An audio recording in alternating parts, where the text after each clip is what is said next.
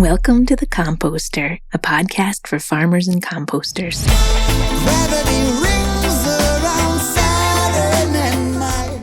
I'm your host and fellow composter, Jane Merner. Join me in practical conversation between industry professionals and farmers with a passion for producing high-quality compost. We're going to dig deep into the science, technology, and art of compost production so that we as composters can help enliven the world's soils.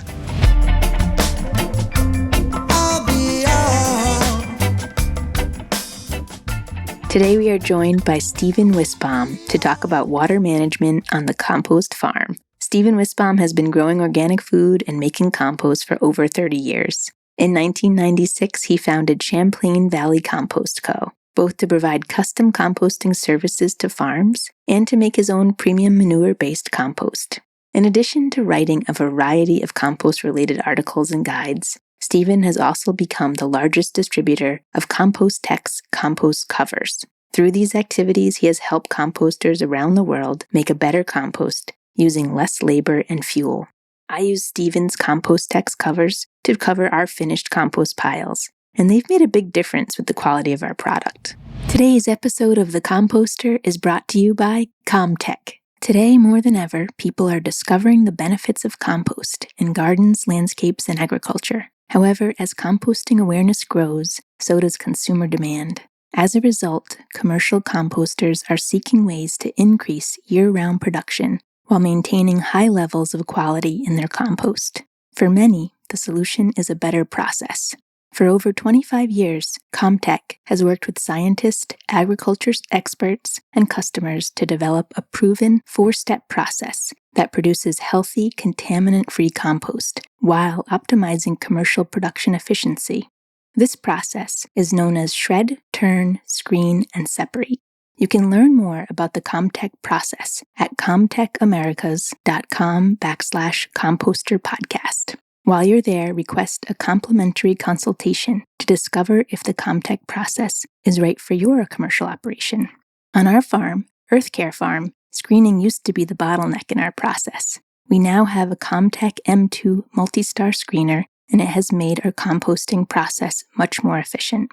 Komptech Americas is proud to support the Composter podcast and is ready to help you make the most of a great opportunity. This episode is also brought to you by Vermont Compost Company. Since 1993, Vermont Compost Company has grown from a small local operation to a company supplying premium living soils to thousands of successful growers all over the country. Combining meticulously crafted compost with intentional sourcing of the highest quality materials and amendments, Vermont Compost Company consistently delivers organic growers with the soil their businesses depend on. In addition to product consistency, growers can count on Vermont Compost to provide the technical expertise it takes to make your organic farm flourish. Visit vermontcompost.com. Why grow alone? Welcome, Stephen.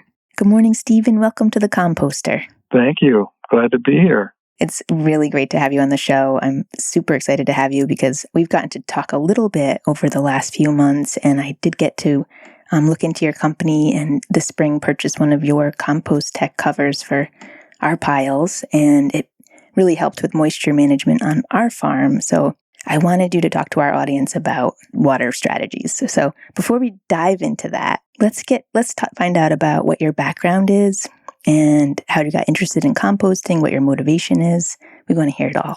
It's a long story, but I'm going to shorten it to say I became interested in growing food when I was just out of high school and spent about 6 months on an agricultural kibbutz in Israel.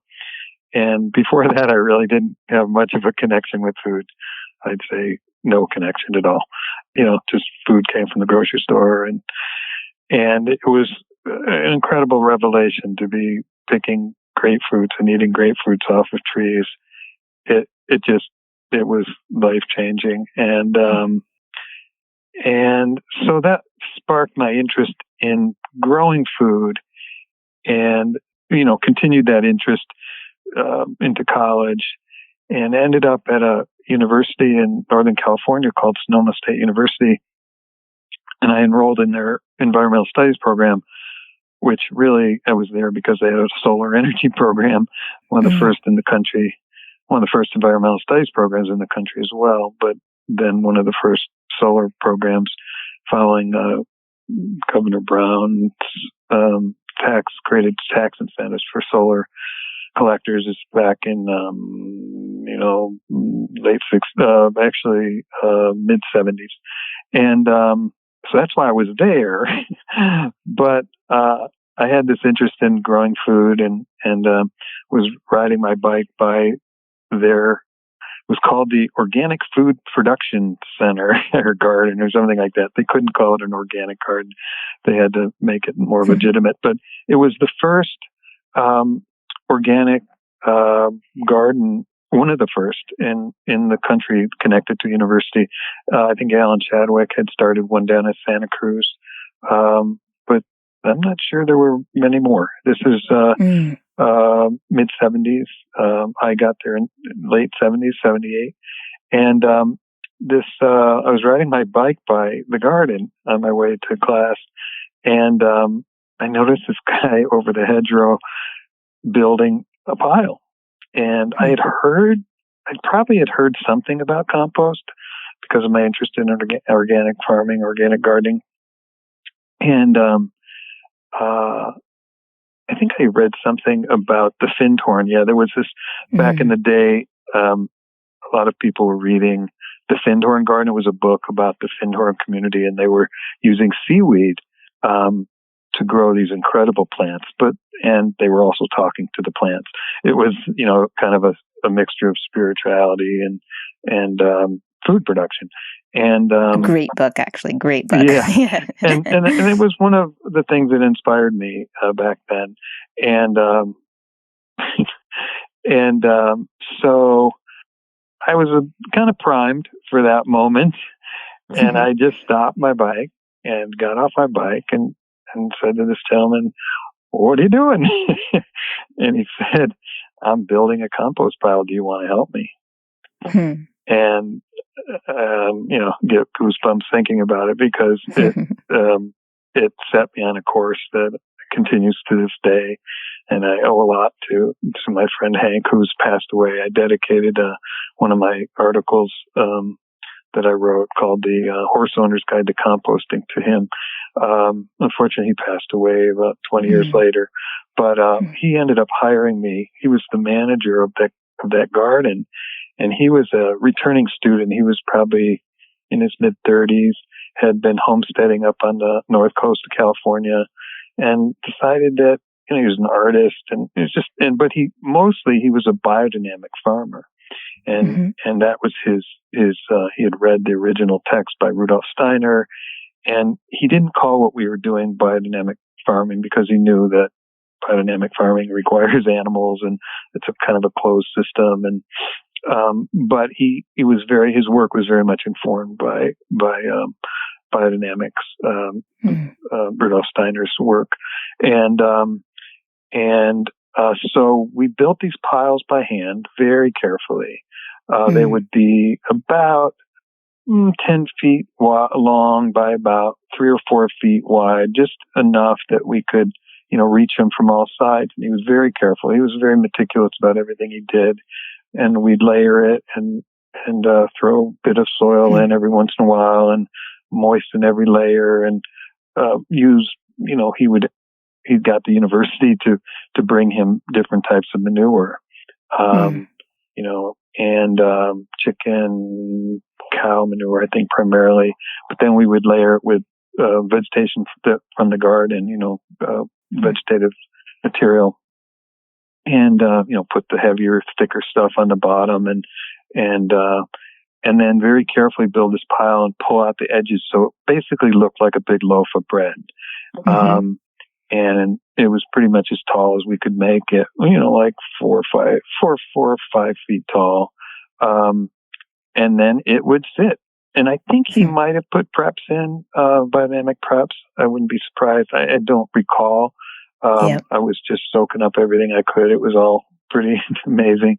And he hired me because I was a work study student, and that was my job, was to help Hank grow amazing food in this garden. And he was as much an artist. That garden was as much a canvas as it was a garden. And the compost was, really important. We grew cover crops, just gorgeous cover crops that he would go out and hand side in the spring. And the climate in California, what was his name? Famous plant breeder, blanking on it, has a center. There's a center in Santa Rosa. He was there. Luther Burbank settled in Santa Rosa, which was really close to Sonoma State University. And he said that Northern California, that area was one of the best places to grow plants of anywhere in the world. And so anyway, we could grow these amazing cover crops in the wintertime, bell beans and vetch and peas, and he'd go out there in the spring and he'd side them. I have a picture of him doing that. But anyway, so, it was during building those piles where, it was really clear to me that I remember thinking to myself, this is what I want to do in my life. And I remember when my parents came to visit, I was 21 years old, and I was so proud, so happy with what I was doing. And my folks were walking through the garden. I was like, yeah, this is nice, but what are you going to do for a living? How is this going to be something that you'll do for a living? Which is natural. I wonder about that with my kids too now. And it took me some years, quite a few years. I would make home piles. Once I graduated, I became an environmental consultant, working, ironically, investigating, finding hazardous waste sites, in California, Arizona, and New Mexico, under a contract to the Environmental Protection Agency. So it was kind of a big switch to go from, this amazing organic garden to, walking around in Tyvek and, and looking for hazardous waste sites under the Superfund program. But, it was always in my mind that I wanted to, do this as a business. And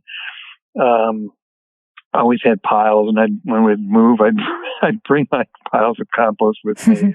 It's so valuable, you have to. It was, it, especially, I'd make these piles. Yeah, it was like I would covet this, it was like these gems that I would bring with me. But literally, I brought piles from California to Topeka, Kansas, and I don't think I brought it to Vermont. But when I got to Vermont, I didn't have work, and I just happened to be looking in the want ads, which don't exist anymore hardly. But anyway, because we were looking for a place to live here, and I saw this ad for a position as the manager of an on-farm compost demonstration project. Perfect. And whoa, this is interesting. And I've ended up being hired for that position. And they said to me during the interview, "Why you have a young kid? Why would you take this job that pays?" I think it was paying $2,000 a year or something. And I said, because I want to start a compost business, and this would probably be a good way to start that. And sure enough, that was. And so that project was 3 or 4 farms that they were trying to demonstrate that composting would be a way to deal with surplus dairy manure in the state, which is a problem, was a problem then and continues to be a problem with phosphorus loading of Lake Champlain, leading to algae blooms, which are shutting beaches down increasingly often now as temperature warms. But in any case, I started a business. I decided to start a custom compost business, which I was aware that there was a company in California, a big company that was doing that, had a big turner, and they'd go from these big, feedlots and big, animal production facilities in California, and they would make compost for these. I don't know how many, maybe they just had 2 or 3, but, in Vermont, I just decided I wanted to do that. And I found a company making an 8.5 foot wide turner, a self-propelled compost turner, company out of Pennsylvania, which doesn't do it anymore. They were an Amish machine shop, an Amish carriage manufacturer, just a family business. And they got approval from their religious leader of their Amish community to manufacture these compost turners, because they recognized that compost was an important thing and would be valuable to the Amish community. And so, they were allowed to make this exception to use this machine that, you couldn't have a horse-powered compost turner. And, so I was, I found them, and I actually begged, borrowed, and didn't steal, but definitely begged and borrowed enough money to and got a loan to buy this turner and a trailer and a pickup truck that was undersized, and drove this turner to Vermont and started a business doing custom composting. And this was 1996. Okay. And so that's what I did. I just started going around, turning compost for all kinds of farms in Vermont and a little bit over in New York State, but primarily northern Vermont.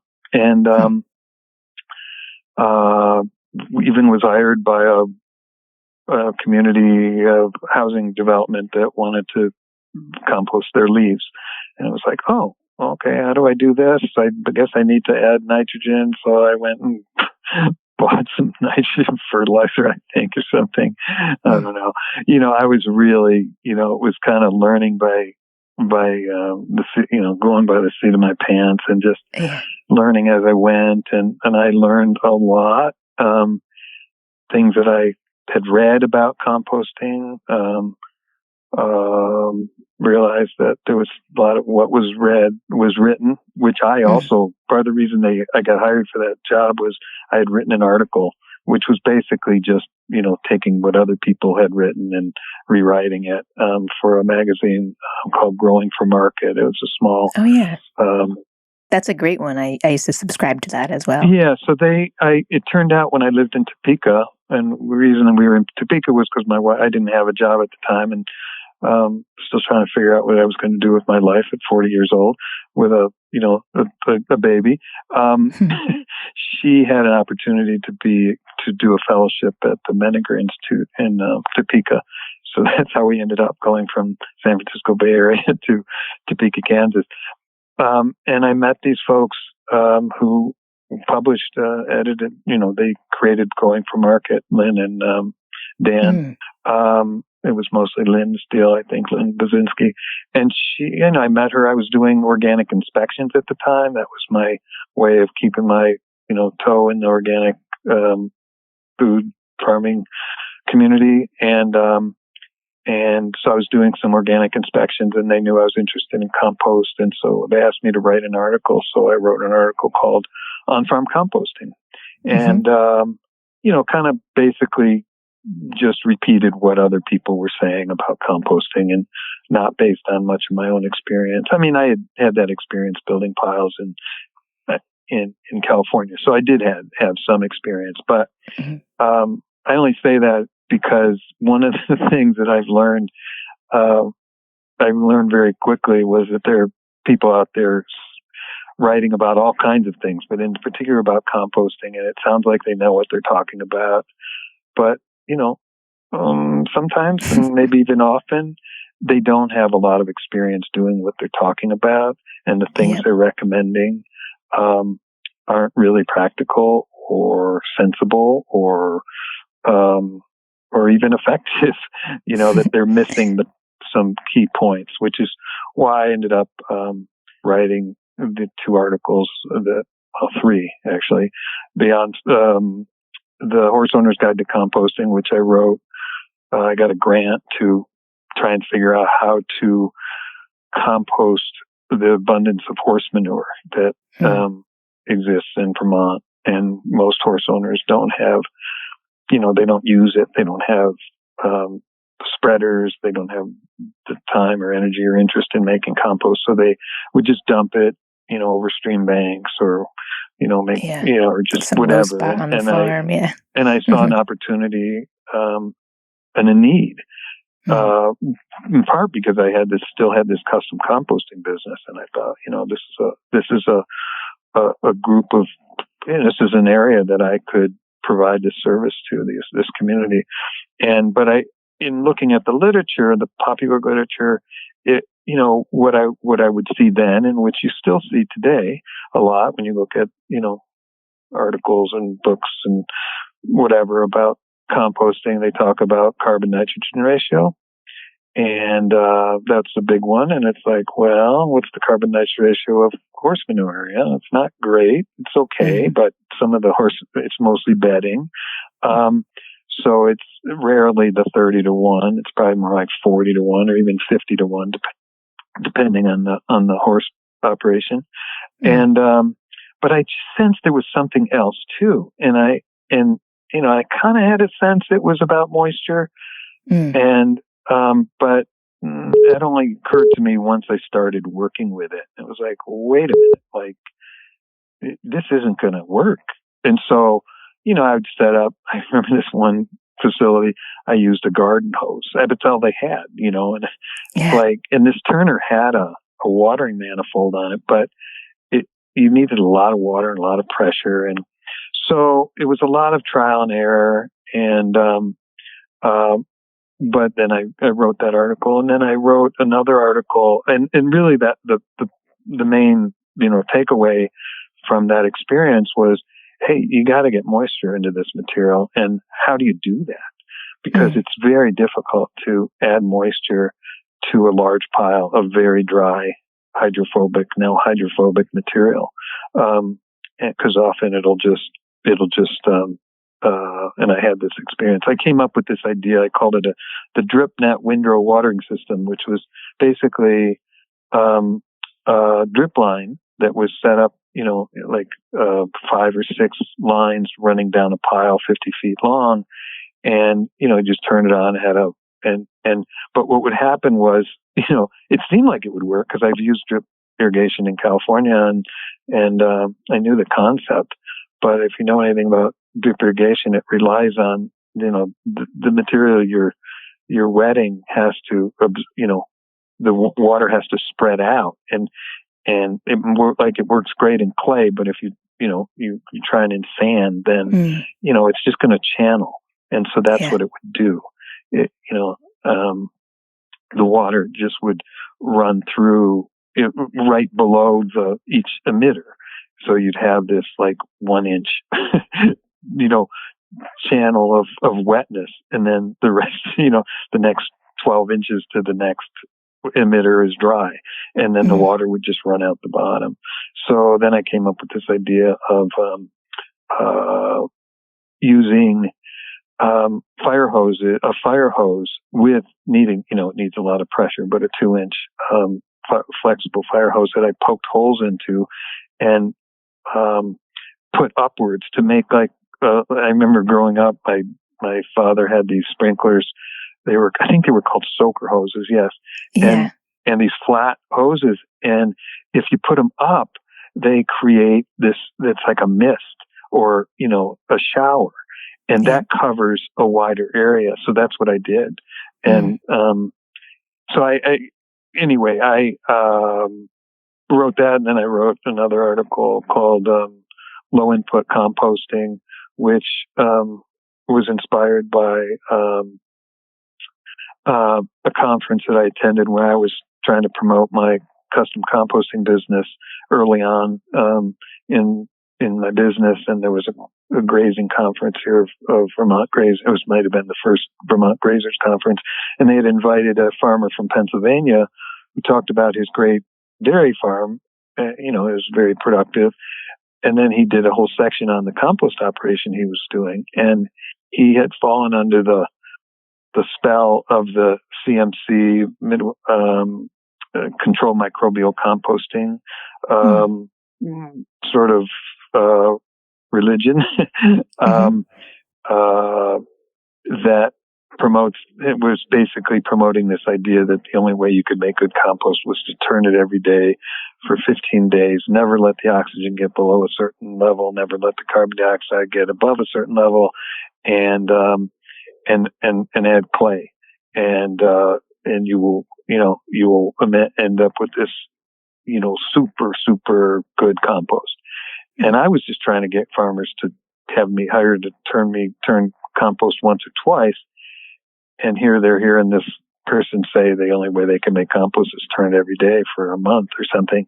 Mm. And so I asked the grazing network if I could, because they had a newsletter, and I asked if I could write an article kind of providing a different perspective on this presentation. And it was also based on my experience. When I built these piles in California with Hank, I failed to mention, we never turned those piles. Yeah. Yeah. And we made that compost was phenomenal. And what it did in that garden was phenomenal. To this day, rarely have I seen plants as healthy as the plants that we grew in that garden. I can picture Hank. I can picture Hank like strategically choosing strategic materials that are a texture that you don't need to turn because there's going to be great air pockets and things. We built it very carefully. Everything was gently laid on that pile. Mm-hmm. Everything was moistened just enough, and every layer. And so that also kind of informed my early days. Like, wait a minute, I know you can make really good compost with minimal turns. And so then what happened was, the custom business, I had quite a few customers in Vermont. Some of them ended up buying their own turner, so I'd lose them. Others just realized that it wasn't, if they weren't going to sell it, it wasn't worth their time and effort. And if they were going to sell it, they didn't have time in the spring when the compost season happens. But some of them continue to this day to make compost. Shelburne Farms was one of my first customers, and it was a big educational nonprofit farming and education center here in Northwest Vermont. Quite an amazing place. They have a big dairy. They make their own cheese, and big, like 100, 200 head, I think. And I told them I would make some compost for them to see how it would work, and they just loved it. And it also saved them a lot of time, because with the reduction in volume, they're making less trips out in the field, and it's just more, for a lot of reasons, it's better. They're also able to spread it. They're not spreading raw manure now, so it doesn't have the impact on, palatability for the cows. And so to this day, they still make compost. So what happened was people started to hear about me making compost in my local area, my neighborhood, even actually in my own community that I ended up living in. I live in kind of a co-housing community of 16 families, and they had a big garden, and I was just moving in, and they said, well, can we buy some compost? And the original business model wasn't even going to be that. I didn't have a dump truck. I was just going to make compost for people on their farm. They're going to do whatever they're going to do with it. And, but what started out, I think the first year I may have sold 10 yards. Now I sell about 1,000 yards a year, and I don't do any custom work anymore. I just do make my own compost and compost-based topsoil mixes, and have a truck that I can do delivery with, and then the covers. Getting to the covers, what happened with that was in that first project that I had, the on-farm compost demonstration project, I was given these 3 farms and told, here's the farms, go make compost. And it was dairy manure. And if you've ever worked with dairy manure, it can be, pretty wet. Yes. Especially, it comes out of the barn and it's almost soup. And, unless it's a bed pack, which is a different story, and I've worked with that as well. But the manure that comes out of a dairy barn is pretty wet.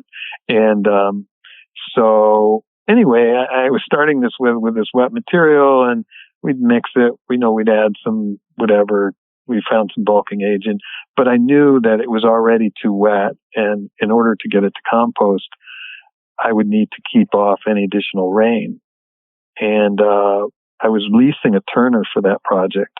And I mentioned my challenge to the person the company I was leasing it from, the turner, and they said, "Oh, well, we just heard about this product that's being manufactured by a Canadian company, and it's called ComposTex." And I reached out to them, and I bought a couple covers through the project to try.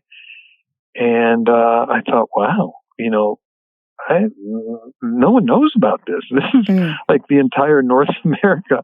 No one knows about this product. And the compost industry was just starting to ramp up. And, biosolids, which, now we're finding are, made from sewage treatment plants, we're, looking to compost and starting to compost as an alternative to landfilling. Of course, now we know in hindsight that wasn't such a great idea. Some people knew there was some problems with that, but they didn't even know about the whole forever chemicals, which are caused a big problem in Maine and other places with biosolids. But in any case, there was a lot of farmers starting to compost, and so I, basically approached this manufacturer, and I could tell from their literature that they knew nothing about composting, and they weren't going to spend much money, promoting this product, because they had so many they're a big company that manufacture all kinds of filtration. It's non-woven fabric that's used for water and air filtration, all kinds of things, agri-textiles, geotextiles. And so I basically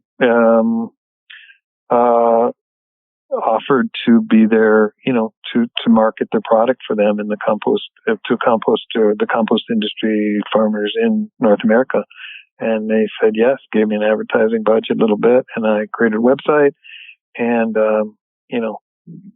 and 28 years later, I'm still selling this product. And it's really, and of course I started using it as my business grew. It became really essential to my operation. We can talk about that. But anyway, boy, that was a long answer to that question. Sorry about that. This episode of the Composter Podcast is brought to you by High Country News. High Country News is an independent, nonprofit publication that has been covering the Western United States for more than 50 years. HCN provides unique, on-the-ground reporting on the land, water, wildlife, and communities of the region, with dedicated coverage of climate, environmental, and indigenous issues. Sign up for free newsletters or a trial of the magazine at hcn.org/no-till. This episode is also brought to you by Xsense. Xsense is an innovative company that provides home safety products, including cutting-edge smoke detectors, carbon monoxide alarms, and other smart home security systems designed to keep you and your loved ones safe 24/7. I'm excited to check out their humidity monitors, which will be helpful for monitoring the humidity while drying our farm's garlic. With easy-to-install devices and smart technology, you'll have peace of mind knowing that Xsense is always on guard. You can purchase Xsense products from xsense.com or simply search Xsense on Amazon. And now, back to the show. I discovered those ComposTech covers last year through talking on this podcast, actually. Many of the older, larger scale composters, experienced ones, use them. And so it was this spring that I was like, I gotta try this. And we had a really wet early spring here, and I had one pile covered with your cover, which is, it's interesting because it's unlike a tarp. It's breathable. Yeah. So you get that, but it does the moisture, the rain will bead off of it. Well, the correct term is it wicks down the gravitational edge. Yeah. Yes, perfect. But it works. And so I had a striking example of a pile that was covered. We just cover our finished piles with them, and then one that wasn't. And the texture difference under the pile that was covered was what you'd want, that beautiful coffee ground material. And then I had this kind of soup in this other pile. Yeah. And you spend all this time and energy making a high quality compost, and then it can kind of get ruined in that last stages with a big rainstorm. Yeah. So I wish I'd discovered them years ago. Yeah. But I'm slowly but surely budgeting out a couple a year that we'll buy so we can cover more and more pile. But. Yeah. What's interesting, up until this year, up until about 2 months ago, I've been using these covers for almost 30 years. And up until 2 months ago, I almost never used them during the summer. Yeah. So my cycle is being in the northeast, as it is for you probably, but especially for me is in Vermont, is, I may stockpile materials during the late fall, winter, early spring, but I don't do any active composting. I don't want to be on the ground. I don't want to create ruts, but it also feels like it's just fighting nature, right? Because it's cold, it's wet. You're in tougher nature. Yeah, you're in tougher climate than I am. Yeah.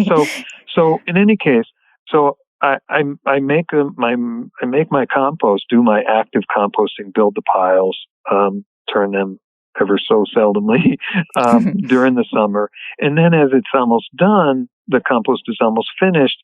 We're getting, the days are getting shorter. So there's less drying that occur. The compost is more susceptible does what it's, one of its benefits. It holds water. So as it's getting more closer to actual compost, it's more susceptible to getting too wet. So that's when I cover the piles. That's what I had been doing for the last almost 30 years.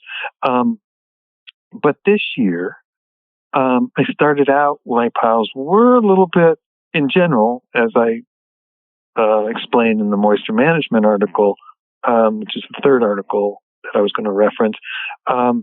It's really, really important to get, I find, sufficient moisture, even a little extra moisture to begin with, in climates that tend to have periods of dry weather, which Vermont has always had in the summer, long periods of dry weather. And so I found that if you started with not enough moisture, then, very soon you would end up with really not enough moisture, and the whole process would pretty much come to a halt, which would be a problem for me because then I wouldn't have finished product in the fall, and come winter, it wouldn't really do anything. And so in the spring, I wouldn't have product to sell. So it was really important that I had, and then to deal with that, I would have to go through great extremes of,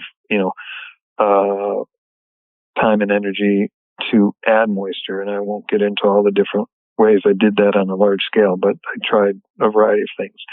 And what I found was, hey, if I just make sure there's enough moisture at the beginning, actually a little bit more, I wouldn't have to worry about adding moisture during the process.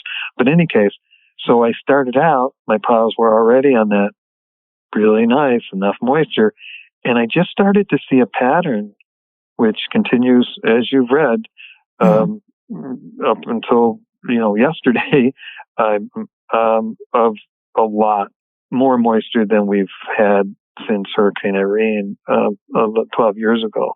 And that was just one, 24-hour period of high amount of rain.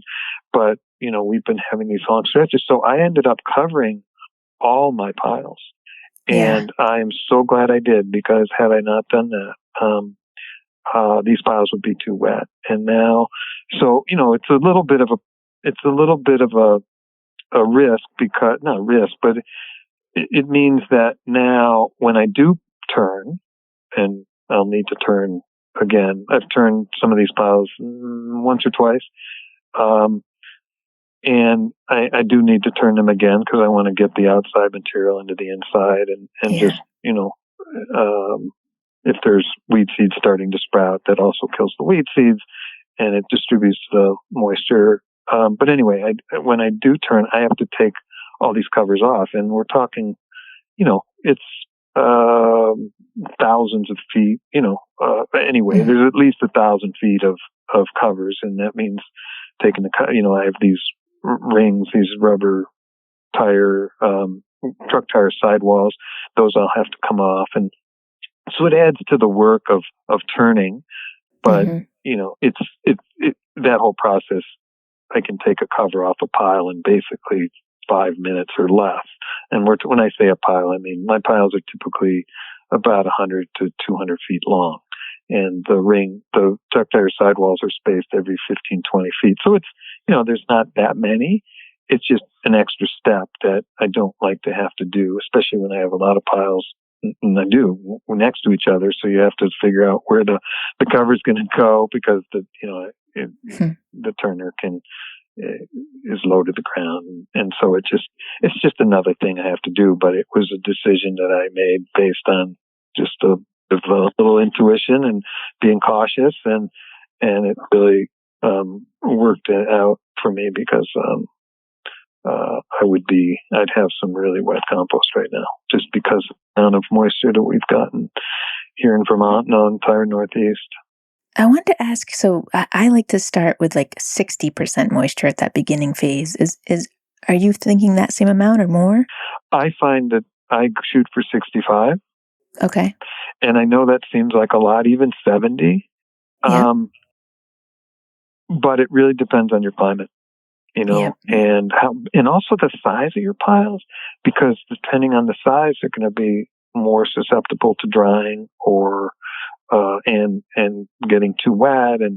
But when I see, and this is true, you look at a lot of recommendations, and it's really confounding to me. I don't understand how this can be, but I've seen even the U.S. Composting Council compost training program materials, which some friends of mine, people I know in the compost industry, wrote. They would say 50, 55%. And I just find that, I don't know how they can, it's at that point, my system, my process stops. I think part of it is intuitively 50% moisture sounds like a lot of moisture.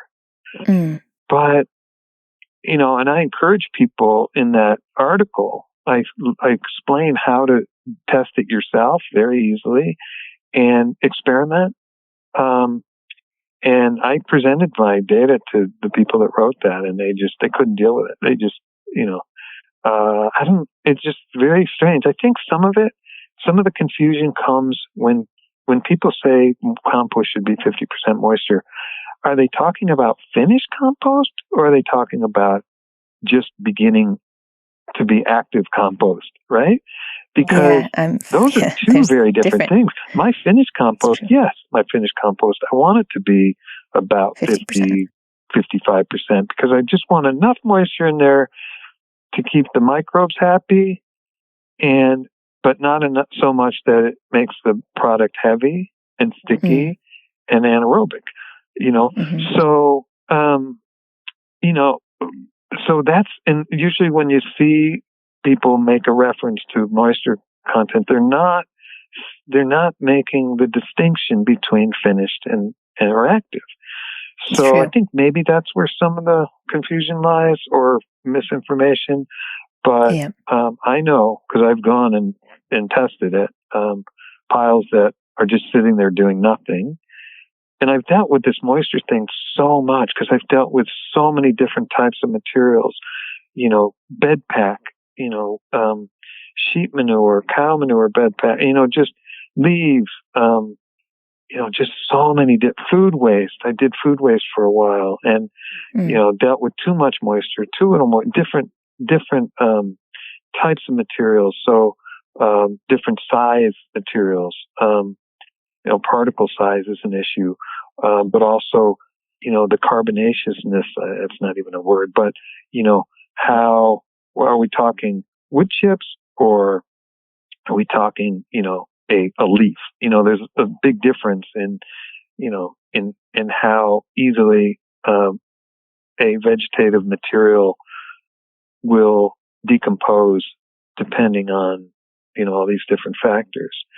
So those all have to be, taken into account. But I do shoot for higher, because I just want to avoid having the easiest way I've come up with to water my piles when they're too wet and this has happened probably the last time I had to do it was probably 2 years ago. We have a pond, and I put a pump in there and pump it through, 1,000 feet of fire hose and run it through my compost turner that has a watering manifold. But I found that it would just take too long because by the time the water got there just wasn't enough flow. And so it would take me a really, really long time. I'd have to basically just sit in one spot for about 30 seconds and then move forward. And, it's a lot of wear and tear on the equipment, on my tractor. And so then the latest thing that I've decided to do, even though I had the pump, I had the hoses and all this stuff, I decided to just hire a water truck. And we got the water truck set up with a 50-foot length of connected his water truck to my turner through about a 50-foot length of fire hose, and he just trails behind me at a safe distance, and we can empty that 4,500 gallon tanker truck in about 20 minutes. I think I can't, and that will do maybe a couple hundred feet of windrows. So then he'd go and go fill up again, and then come back. And we'd do this, it would take about 4 or 5 hours probably to do the site, and it cost me money and time. And so that's another reason why I decide, and I have access to both. My main materials are dairy manure, which is wet on the wet side, and horse manure, which is on the dry side. So I mix my materials. Those are my main ingredients. And I do not pay any attention to carbon nitrogen ratio, which is, another thing that confounds me that people are so focused on. It's all about moisture content and porosity of that finished mix. So I'm able to control that very, very carefully because I have as much horse manure as I want, and I have as much cow manure as I want. So, so I can control that mix. So what I look at, and I don't measure it, I don't go back and do a moisture content. To me, what I can tell by looking at it and, feeling it in my hand and feeling if it's squeezed, you get the moisture, you do the moisture test. But I don't even usually bother with that. What I look at is moisture coming out the bottom of the pile? Is there moisture seeping out? Because some people, it's called leachate, seepage, whatever you want to call it. If I see that, depending on how much I see, I want to see almost none of that. But a little bit is okay because that's telling me that, yep, I've got a good amount of moisture in there, but I don't want it, so much that it's totally running out. And so when I give you those percentages, it's kind of rough. You're using your senses. Yeah, I'm not. Yeah. So anyway, but I have measured in that moisture article, I lay out the procedure for how moisture content is measured, which is a very, very simple process. But some people may feel it's intimidated by, think it's going to have send to a lab or something, which you do not need to do. So you just need a way to dry it out. That's it. and you need a scale. You need a food scale to that measures down to the tenth of an ounce or an ounce. So there's so many more things I want to dive into, and we only have 10 more minutes. Is there something you want to focus on for the next 10 minutes? So I just a couple things I would just touch on that I go back to that I touched on, which is, there's a lot of things written about composting. And what I've learned, both from my own experience, I wrote an article early on that was not based on sufficient amount of practical experience. So you're so humble. That's so great.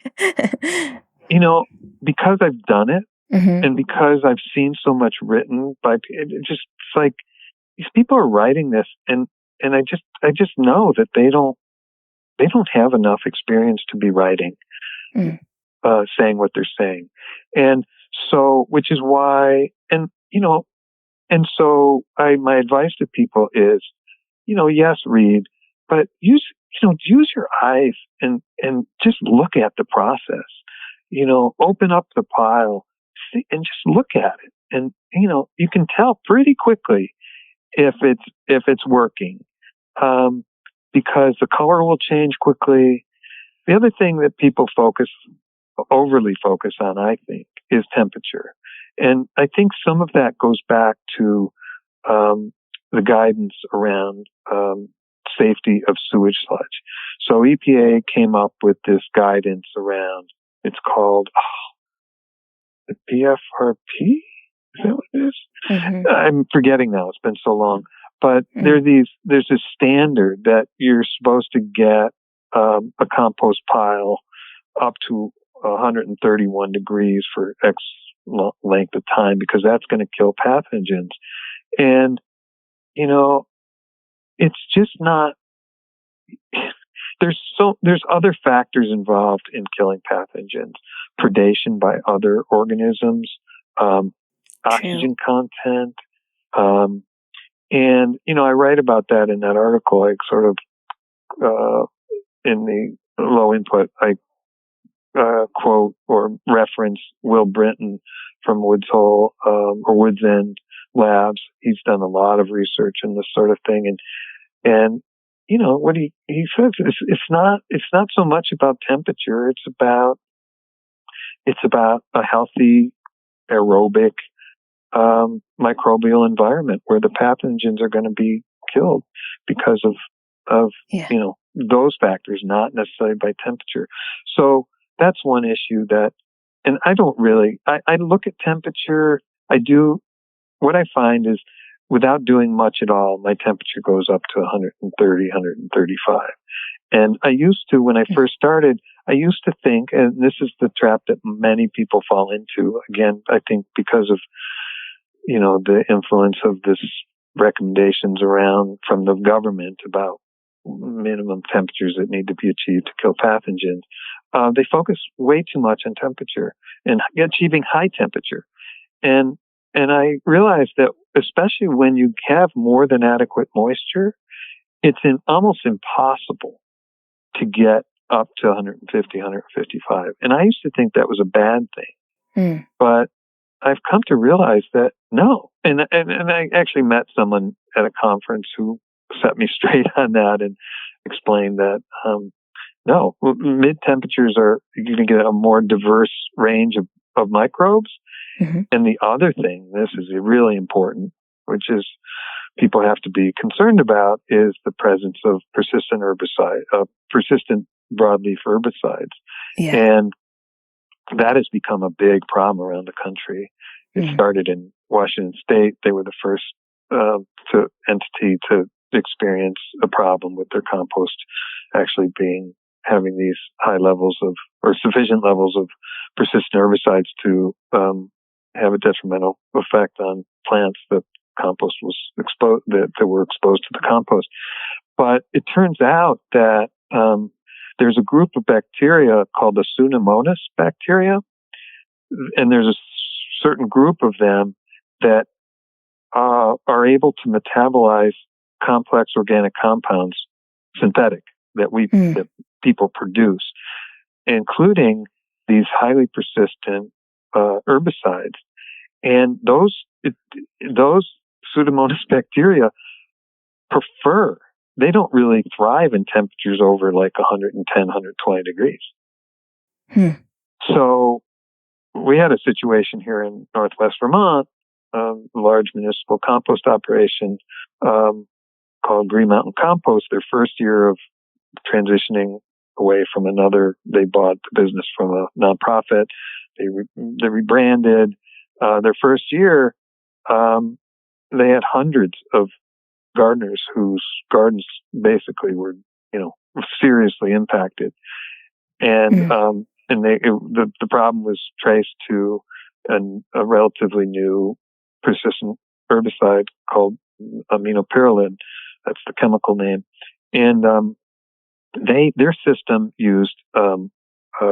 relied on aerobic static piles where they're pumping air through, high temperatures, low moisture. And I don't know how much we both use horse manure from similar sources. Yeah. And I didn't have that problem. Interesting. And so I had a little bit of it. I did see some of it, but I pretty much, and it was tested by the state. And the only piles that the state found it, and I'm a little skeptical about the testing because back then the testing was really sketchy. The only piles that were found to have detectable levels of this herbicide in my piles were piles that were too dry. Yeah. I could tell. And I didn't know this at the time, but in hindsight, it was like, oh, after I talked to someone who explained this, told me about these Pseudomonas, he deals with, his company helps big compost operations deal with odors, and he decontaminates contaminated soil using a compost process. And his whole method is to support the growth of these Pseudomonas bacteria. So, in any case, so temperature is something I tell people not to get too, focused on, carbon nitrogen ratio, but really just focus on moisture. And then, not just take someone's word for something. Even me, like I tell people when I reach out to them because I have people sometimes contact me to buy covers who, through our conversations, I come to learn that they're using the CMC method and they're turning every day. And I turn them on. That's why now whenever someone requests a quote from me, I reference the moisture management article and the low input composting article, in part to try and, counter this tendency for people to, overthink, overdo, and, to make sure they have enough, moisture. But I tell people, don't take my word for it. Just try it. You do a pile and do it side by side trial. Follow my recommendations to get more moisture in there. Don't turn anywhere near as much as you're turning, and tell me if you see a difference. And it is true that you can compost faster when you turn. That is true. And that's part of what I was thinking about earlier today, the industrialization of composting, the industrial composting sort of methodology. And I don't use that. And I've been not using that ever since my first pile that I built. And now it's interesting because now as part of the no-till, people are accepting going back or opening up to this low input composting. People call it different things. Some people might not even call it low. I just found that was the easiest way to describe it. And it sort of encompasses a few different things, but turning is a big one. And there are other people around the country now who are, helping compost, consultants, no-till, sustainable regenerative farming consultants who also do know something about composting that are also, moving towards this, minimal turning, in part to promote more fungal growth in compost piles. So anyway, so I relate to so much of what you're saying, and I'm so glad that when Hank said, "Do you want to help me?" back in the whenever that was, 78 or something, you said yes, because what a wealth of information you just shared with us. Well, thanks. Is there? I am going to attach your articles to this. Are there any other resources you recommend for the audience besides talking to people that really are doing it? Their own experience, just eyes, ears, your own senses, your own intuition, and thinking about nature. And not that nature makes compost. I mean, that's clear. Gardening isn't nature either, or farming. I mean, but informing our decisions or our actions, using nature to inform those, I think is a useful thing. And, for sure. And just questioning, not taking, sort of the gospel or the conventional wisdom, as truth and fact, but just trying different things and thinking about what how things break down in nature, they need moisture. But they can't have too much moisture. So it's, it's a lot of it's just in a way, it's common sense. It's just common sense. And I'm glad I can help people, and it's composting has really been important to my life in a lot of ways. I've grown a lot of food. I've helped run a cooperative garden here in our community for many years. And one of the other thing is the overuse of compost. And I now that we're in the last minute, since this group is no-till people, I think there's something to be said for considering the possibility of using too much compost because of if it's manure-based, then you're dealing with excess phosphorus. I've actually written something so I have two companies, Champlain Valley Compost Company, where I sell compost, and then CV Compost, where I sell the covers. And in my compost business, I have gone to some length to caution my customers not to overuse compost. And I have I think it's in the frequently asked questions. And the main things I caution people to why they shouldn't overuse compost or be careful not to is excess phosphorus from my compost anyway, because it's manure based, but also salts, again, that are in dairy manure.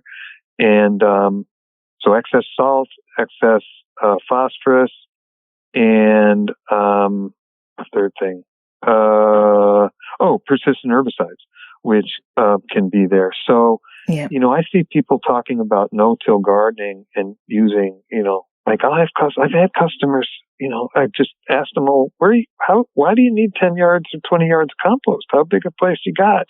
And they tell me, well, I'm going to try this no-till thing, and you're supposed to put 6 inches of compost. That's like 12 inches. That's like a foot of manure. Because when you think about how it breaks down, the volume reduction. So, just on the face of it, it's just wrong. It just doesn't, it's not, but if you're talking about, 3 or 4 inches or 5 inches of compost made from yard debris, you're pretty unlikely. You're not going to have excess salts. You're not going to have excess phosphorus. You could have some excess herbicides depending on where that vegetation, that green waste is coming from. That's, something that's come up. It really depends on what type of compost you're using, what the inputs are that went into that compost, and to determine how much you would use. Yeah. Absolutely. Yeah. But it should, whenever someone's recommending, no-till gardening or farming, and also saying that people should consider putting down 4 or 5, 6 inches of compost, that should always have a caveat, and a warning label that goes along with that. And I don't see that being done, and that's why I have customers who are doing this because I got a customer, get upset with me when I brought this up, the second load of compost that I brought to her, and she's never bought from me again. But I don't care. I don't want her coming back to me and saying, "Oh, something's wrong with your compost." And I've had that happen. One of my first customers I ever had. Yeah. Literally, I think it was my first customer. I had a 5-yard truck, dumped the whole 5 yard on this little tiny garden. It was maybe 20 by 20. She never bought from me again either. She called me after, "Is something wrong with your compost?" Well, yeah. What was wrong with it was it was made of dairy manure, and it had too much salt, is my suspicion. And, I see her around every once in a while. We're talking almost 30 years ago. I just ran into her somewhere recently, and, we never talk about it, but I should. Some of these days I'm going to just, say, I'm just curious if, because I didn't know at the time what happened. It's just later that I started to realize that, salts can be a problem if you're using too much compost. But anyway, so. Well, it's been such a pleasure to talk to you, and I hope that we have you on again because there's other topics we need to talk about. Yeah, probably. We did cover a lot. And we did. But if you want to go back to any of them, I don't know if I missed anything, but if there's something more, I'd be happy to talk about it. I'm sure we'll get questions. Well, Stephen, I appreciate you so much, and have a wonderful day. Yeah, I will. Same to you.